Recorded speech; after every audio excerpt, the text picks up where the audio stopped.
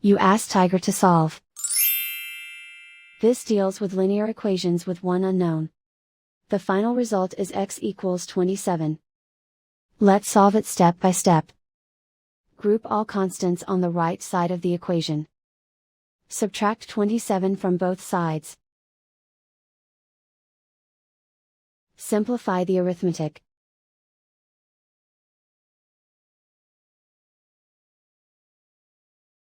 Isolate the x.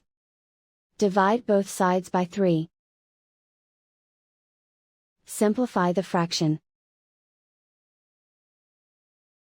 Find the greatest common factor of the numerator and denominator. Factor out and cancel the greatest common factor. And so the final result is x equals 27.